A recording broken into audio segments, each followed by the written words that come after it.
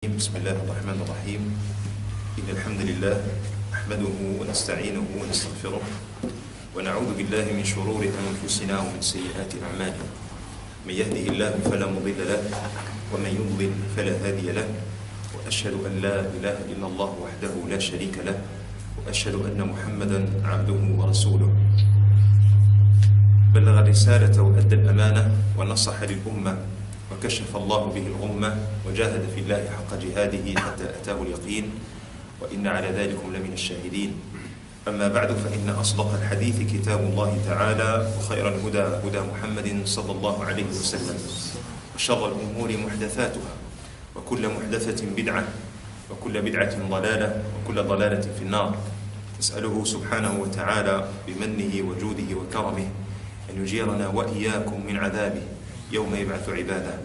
اللهم أجرنا من النار، اللهم أجرنا من النار، اللهم أجرنا من النار، آمين آمين. أما بعد، معاشر الصالحين، السلام عليكم ورحمة الله وبركاته. توقفنا منذ ثلاثة أسابيع خلت مع أواخر حديث رسول الله صلى الله عليه وسلم، الحديث السادس من السلسلة الطيبة على مصنفها رحمة الله، وهو الحديث الذي رواه البخاري ومسلم من طريق النعمان بن بشير رضي الله عنه وأرضاه، الذي يقول فيه النبي عليه الصلاة والسلام: إن الحلال بين وإن الحرام بين وبينهما أمور مشتبهات، فمن اتقى الشبهات فقد استبرأ لدينه وعرضه، كالراعي يرعى حول الحمى يوشك أن يرتع فيه، ألا وإن لكل ملك حمى، ألا وإن حمى الله محارمه، ألا وإن في الجسد مضغة إذا صلحت صلح الجسد كله، وإذا فسدت فسد الجسد كله، ألا وهي القلب. وقلنا أن في آخر مرة توقفنا مع آخر هذا الحديث مع قوله عليه الصلاة والسلام: ألا وإن في الجسد مضغة إذا صلحت صلح الجسد كله، وإذا فسدت فسد الجسد كله، ألا وهي القلب. وذكرنا أن علماءنا باستقرائهم لنصوص القرآن الكريم والسنة النبوية المطهرة قسموا القلوب إلى ثلاثة أقسام: قسم ميت لا حياة فيه عياذا بالله، وقالوا أن هذا هو قلب الكافر وقلب المنافق، المنافق نفاقا أكبر، وقلب سليم وهو الذي ينفع صاحبه يوم القيامة، مصداقا لقوله تعالى: ولا تخزني يوم يبعثون يوم لا ينفع مال ولا بنون إلا من أتى الله بقلب سليم. وقلب مريض، وهذا هو ما النوع الذي تجتمع عليه معظم قلوب المسلمين، هو قلب مريض تمده مادتان: مادة إيمان ومادة نفاق، فهو إلى أيهما غلب. فيخشى على هذا القلب المريض إذا لم يعالج نفسه ولم يستدرك صاحبه هذا القلب، يخشى عليه من الموت، كما أن المرض إذا أهلك البدن ولم يبادره صاحبه بالعلاج فإنه يفضي به إلى الموت. إلا أن موت الجسد هو مرحلة ما بين الوفاة في الحياة الدنيا إلى أن يبعث الله عز وجل الأرض ومن عليها. أما وفاة القلب هذه آثارها عياذا بالله تبتدئ بالوفاة في الحياة الدنيا، ولا يعلم متى تنتهي إلا أن يشاء الله، لا يعلم متى تنتهي إلا الله سبحانه وتعالى. قد يكون من الذين يموتون على التوحيد ويستحقون العذاب مع ذلك إلا أنهم لا يخلدون في النار، وقد يكون من الذين عياذا بالله يختم لهم بخاتمة الكفر فيموتون على الكفر فيخلدون في النار، وقد يكونون من الذين قد شملتهم مغفرة الله عز وجل ورحمته يوم العرض على الحق سبحانه وتعالى، إلا أنهم قد أدوا شيئا مما عليهم في القبر، وهذه كلها محطات ينقى ويصفى بها العبد قبل أن يدخل إلى الجنة طيبا طاهرا مطهرا، لأن الجنة طيبة ولا يدخلها إلا الطيبون، والله عز وجل طيب لا يقبل إلا طيبا. فنسأل الله عز وجل أن يطيبنا برحمته وأن يجيرنا من عذابه في الدنيا وفي الآخرة أيضا. طيب، فقط لتذكير يطرح دائما السؤال: لماذا الحديث عن القلوب؟ يعني هناك جوارح أخرى، فالإنسان يعبد الله عز وجل بجسده، وقد أمرنا بغض البصر وخفض الصوت وخفض الجناح، وأمرنا بعدم البطش في الحرام باليد وعدم السعي إلى الحرام بالرجل. فلماذا ندور ثم نرجع للكلام على القلوب؟ لأن النبي صلى الله عليه وسلم قال: ألا وإن في الجسد مضغة إذا صلحت، يعني هذه المضغة صلح الجسد كله، صلح البصر وصلح السمع وصلحت الرجل وصلحت اليد، بل وصلحت أماني الرجل. ألم يقل الله سبحانه وتعالى: ولا تمدن عينيك إلى ما متعنا به أزواجا منهم زهرة الحياة الدنيا لنفتنهم فيه، وقال: ورزق ربك خير وأبقى. ثم جاء بعدها: وامر أهلك بالصلاة واصطبر عليها لا نسألك رزقا نحن نرزقك والعاقبة للتقوى. فهناك من يشتغل بمد عينيه للدنيا، هذا من مرض قلبه. قد يقول قائل: ليست متاع الدنيا من الحلال؟ قل: من حرم زينة الله التي أحل لعباده من الطيب، من حرم زينة الله التي أحل لعباده من الطيب قل: من حرم زينة الله التي أخرج لعباده للطيبات ورزق الله المستحيل. اللهم صل على سيدنا محمد. قل: من حرم زينة الله التي أخرج لعباده من الطيبات ورزق هي الذين آمنوا خالصة في الدنيا، خالصة وخالصة على حسب القراءة يوم القيامة. يعني هذه حالة. فلو مد الرجل عينيه إلى هذه الأمور كان قد مدهما إلى الحلال، إلا أن هوى القلب لمباحات الدنيا قد يدفع به إلى الوقوع ابتداء في الشبهات وانتهاء بالمحرمات. فلذلك كان الأمر بغض البصر. قل للمؤمنين يغضوا من أبصارهم جمهورها ويحفظوا فروجهم. تغض البصر، أنت ترى تنظر. يجي واحد يقول له: قل سيروا في الأرض فانظروا، قل فسيحوا في الأرض 4 أشهر. يعني فليتأمل. أنا أتأمل في ملكوت الله. تتأمل في ملكوت الله، ولكن ذلك الله الذي خلق ذلك الملكوت وأمرك بالتأمل فيه أمرك بغض البصر عن بعض الأمور في نفس الملكوت. ألا له الخلق والأمر؟ الذي خلقه هو الذي أمر، فأمرك بأن لا تمد عينيك إلى ما متعنا به أزواجا منهم. ما قال الحرام، تكلم عن المباح. تتطلع إلى سيارة فلان لأنها أفخر من سيارتك، وإلى الدراجة النارية التي مثلا تبلغ في سرعتها 300 كيلومتر مثلا في الساعة، وتمد عينيك إلى بيت فلان، وتمد عينيك فقط إلى صفات زوجة فلان، وتمني النفس أن تكون زوجتك كزوجة فلان، وتمني النفس أن يكون بيتك كبيت فلان، وأن يكون أولادك كأولاد فلان، وأن يدرس أولادك في المدرسة التي يدرس فيها أولاد فلان. هذا يلهيك عن الغاية التي خلقت من أجلها، وهي عبادة الله عز وجل في قرارة نفسك. يعني الشخص الذي الكاف ليست للخطاب وإنما هي للعموم، للشخص الذي يقع في هذا الأمر هذا، عافنا الله وإياكم. الشخص الذي يتتبع ما أفاء الله عز وجل به على غيره من الناس، هذا يزدري ضمنيا وإن لم يتلفظ بها، يزدري قلبه نعمة الله عز وجل عليه. لماذا تتطلع إلى بيت فلان؟ فقط لأن قلبك قال لك إن بيته أفضل من بيتك. وما دمت قد دخلت في هذه المقارنة للأفضلية، يعني أن ما عندك أنت لست راض عنه. وإذا لم ترضى عن قدرك وتسخطت على قدرك، فهذا ضمنيا يدخل في تسخطك على الذي قدر عليك ذلك القدر. يرحمك الله. فأنت تتسخط على الله بتسخطك على ما رزقك الله، فأنت تتسخط على الله عز وجل. فأشار الحق سبحانه وتعالى إلى الدواء. يأتي معنا إن شاء الله مسألة علاج: وامر أهلك بالصلاة واصطبر. الاصطبار كما يقول علماؤنا، يعني جزاهم الله خيرا، علماء اللغة، يقول لك أن الزيادة في المبنى تدل على زيادة في المعنى. فالصبر شيء والاصطبار أشد منه. يا الذين آمنوا اصبروا وصابروا أشد منه. فهذه المسألة يعني واصطبر عليها. ليش؟ لأن الصلاة كم مرة في اليوم لا تسقط عنك بأي شكل من الأشكال. فكان لابد من الاصطبار. كما أن القلب يتطلع يوميا إلى نعم الله عز وجل التي أفاء بها على الآخرين، فعليك أن ترده إلى الله عز وجل يوميا على الأقل 5 مرات في اليوم. تقول له: أيها القلب اسمع، ما رأيته من الدنيا كبير وجميل، لكن الله أكبر.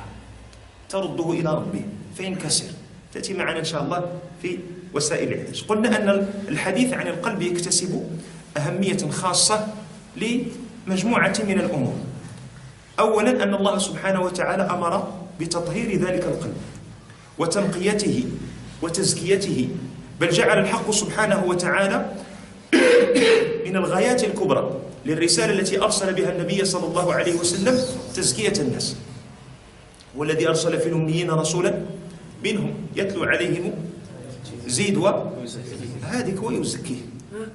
يعني مسألة تلاوة الآيات والتزكية وتعليم الكتاب والحكمة، يعني تلاوة الآيات والتزكية والتعليم، هذه الأمور هذه من الغايات الكبرى التي أرسل بها النبي صلى الله عليه وسلم.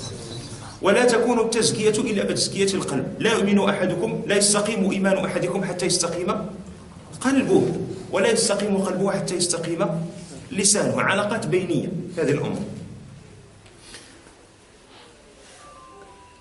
قال ابن القيم عليه رحمة الله في قوله تعالى في سورة المدثر: وثيابك فطهر. قال ابن القيم عليه رحمة الله: جمهور المفسرين من السلف ومن بعدهم على أن المراد بالثياب هنا القلب. وثيابك فطهر يعني وقلبك فطهر. ثانيا أثر هذا القلب في حياة الإنسان، لذلك يكتسي الكلام عن القلب أهمية كبرى، فهو الموجه والمخطط، والأعضاء والجوارح تبع له. يعني كاين اللي كيقول أن العقل هو الذي يوجه ويخطط. ما عليه المحققون من العلماء؟ قالوا إن العقل في القلب لا في الدماغ. الدماغ هو هذا العضو اللي كاين عندنا داخل الجمجمة، ده الدماغ، المخ والمخيخ والبصل السيسائية والمكونات إنما هي جعلت للإدراك. أما العقل الذي يعقل مصداقا لقوله تعالى في سورة الحج: أفلم يسيروا في الأرض فتكون لهم قلوب يعقلون بها. فجعل الله سبحانه وتعالى العقل متضمنا في القلب، لذلك إذا صلح القلب صلح الجسد كله. وكان الدماغ للإدراك. وقد تكلمنا عن ما تطرق إليه علماء الأحياء في 10 سنوات الأخيرة في أبحاثهم في مسألة ذاكرة القلب وعقل القلب إلى غير ذلك، لما لاحظوه من تغير، يعني لا أقول الصفات وإنما من تغير العادات التي صار عليها شخص قد أجريت له عملية زرع قلب. فلما بحث الأطباء يعني المداومون على علاج هذا الشخص هذا ونظروا في ملفات الشخص المعطي، يعني الذي تصدق وتبرع بقلبه، وجدوا أن تلك العادات التي اكتسبها ذلك الرجل الذي أجريت له العملية، عملية الزرع، هي إنما هي عادات الرجل الذي تبرع بقلبه. فيعني لعلماء الأحياء في هذا الباب هذا أبحاث، يعني من باب معرفة الأشياء خير من جهلها، يطلع عليها العبد فهي إن شاء الله مفيدة. ثالثا، ومن الأسباب الجوهرية للحديث عن هذا الموضوع، غفلة كثير من الناس عن قلوبهم. عندما تلتقي بأخيك وتسلم عليه، عما تسأله عموما، عما يسأل بعضنا بعضا، سأل عن الصحة، عن الأولاد، تجارة، العمل، دراسة، الفريق الكروي عياذا بالله نسأل عن هذه الأمور. قليل بل نادر منا من يسأل عن القلب وعن أحوال الإيمان وعن علاقتنا بالله عز وجل. نادر من يسألك كيف هي أحوال الإيمان، كيف هي أحوال الصلاة، كيف حالك مع القرآن الكريم، إما لأنه يتحرج في سؤالك، إما لأنه لا يخطر بباله أن يسأل عن هذه الأشياء، وإما لأنه يستحي. ونحن أيضا لا نسأل وكأننا نظن أن الذي يسألنا عن حال قلبنا وحال إيماننا يعني تأخذنا عياذا بالله العزة، لا أتكلم عن نفسي، تأخذنا العزة بالإثم، كان نقول ومن أنت حتى تحاسبني؟ هو لا يحاسبك وفقط يذكرك بالله، هذا أخوك. الأخلاء يومئذ بعضهم لبعض عدو إلا المتقين. فمن شروط الأخلاء المتقين أن يذكر بعضهم بعضا. وذكر هذا أمر النبي عليه الصلاة والسلام والأمة من بعده، وذكر فإن الذكر تنفع. فلو كنا مؤمنين حقا والله لما ضرنا هذا السؤال. سألك الشخص كيف أحوالك مع الصيام، مع العبادة، مع الطاعة، تقول له أفضل لا تسأل على هذه الأمور، هذه بين العبد وربه. لا، هو لا يسألك حتى يحاسبك. أنت إن سألك عن هذا كله يقول نسأل الله أن يقوي إيماننا، فأجيب هكذا، نسأل الله أن يقوي إيماننا، لأنك مهما فعلت ولو أمضيت حياتك كلها 60 70 سنة 80 سنة 1000 سنة، ملائكة من ملائكة الرحمن مذ خلقها وهي ساجدة لله عز وجل لا ترفع إلى يوم القيامة. فإذا تجلى الحق سبحانه وتعالى قال ذلك الملك سبحانك سبحانك ما عبدناك حق عبادتك. طيب يعني ماذا تفعل عبادتنا المتهتكة التي لا يكاد يستقيم لها حال؟ وإن واظبنا على الصلاة أين روحها وهو الخشوع؟ الأخلاء يذكر بعضهم بعضا. إذا خرجوا من صلاة العشاء يسأل أحدهم الآخر بأي آيات صلى الإمام. لا يسأله حتى يوقعه في فخ الجواب، لا يسأله حتى يحاسبه لست عليه بمسيطر، إنما يسأله حتى يذكره بالخشوع في الصلاة. هذه أحوال الصالحين، هذه أحوال الأخلاء. أحوال الأخلاء الحقيقيين هي هذه. أخلاء لا يسأله هل ذهب إلى تلك المقابلة ويغضب منه لأنه لم يصطحبه، بل يجد في نفسه شيئا على أخيه لأنه لم يعلمه بدرس في المكان الفلاني أو بمحاضرة في المكان الفلاني. هذا الذي يجد في نفسه عليه، يجد في نفسه عليه لأنه فتح المصحف بعد صلاة الصبح ورأى أخاه يخرج من المسجد ولم يسأله أن يجلس شيئا من يعني هنيهة من الزمان حتى يقلب عينيه في لعله يقلب ولو في آية أو آيتين في المصحف الشريف. طيب على العموم حتى لا نطيل.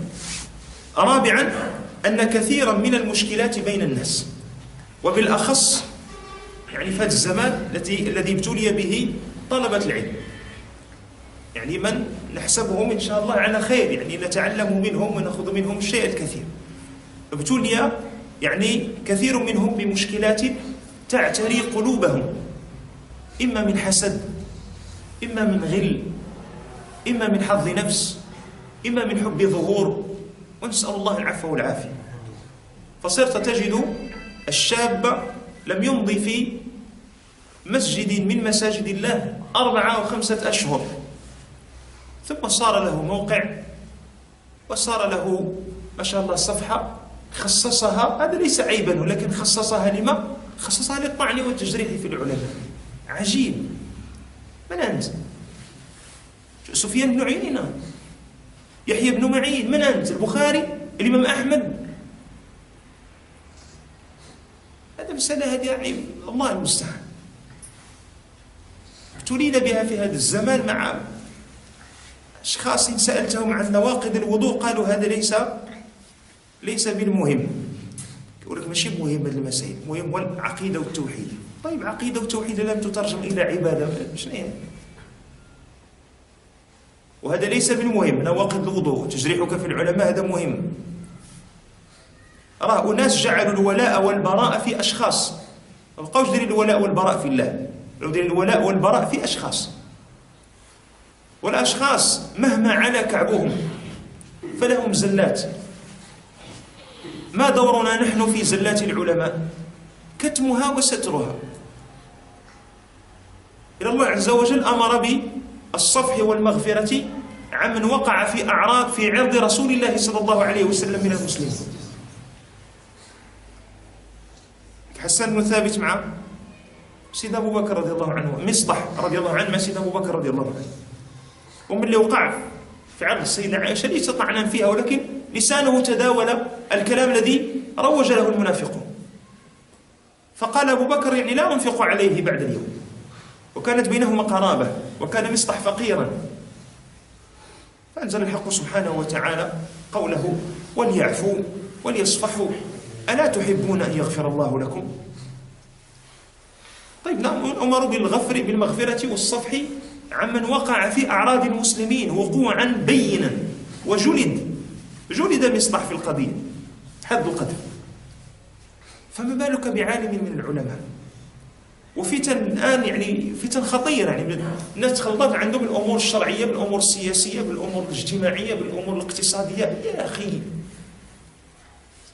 يعني أمسك عليك لسانك وابكي على خطيئتك وليسعك بيتك، يكفيك هذا. تقع في أعراض العلماء. طيب والعلماء الذين توالي وتعادي عليهم إذا تغير نظام الحكم في بلدهم تتغير يعني التوجهات السياسية، الاستراتيجيات السياسية عندهم تتغير، فيقولون بنقيض ما كانوا يقولونه قبل هذا. طيب إلى أين تولي بعد ذلك؟ كيف يكون موقفك؟ أتبقى غادي على نفس الخط، تكون قد خرجت عن ولي أمرك كما كنت تجرح في الآخرين. ترجع عن قولك، عليك أن تعتذر لمن كنت تجرح فيهم. أين تولي؟ ولأينما وليتم فثم وجه الله، سيحاسبك على هذا الكلام. يعني والأمور كلها مبنية على القلوب، سببها أمراض تعتري القلوب ولا تبنى على حقائق شرعية. فهذه المشكلات تترجم أحوال قلوب أصحابها. ودائما نكرر، نحن لا نقول هذا الكلام حتى نحكم على الناس، بل نقول هذا الكلام حتى نمرره على قلوبنا. هل نحن من هذه الأصناف أم لسنا من هذه الأصناف؟ ماشي باش نحطوا البطاقات على الناس، هذا ليس من اختصاصنا ولسنا ملزمين به. الله عز وجل لم يسألنا هذا، كما قال الصالح لولده، قال له يا بني إن الله لن يسألك لما لم تلعن فرعون. الله ما يسألكش على هذا، لكن قد يسألك لما سمعت اسم رسول الله صلى الله عليه وسلم ولم تصلي عليه. صلي على رسول الله. شوف فيه صلي على رسول الله.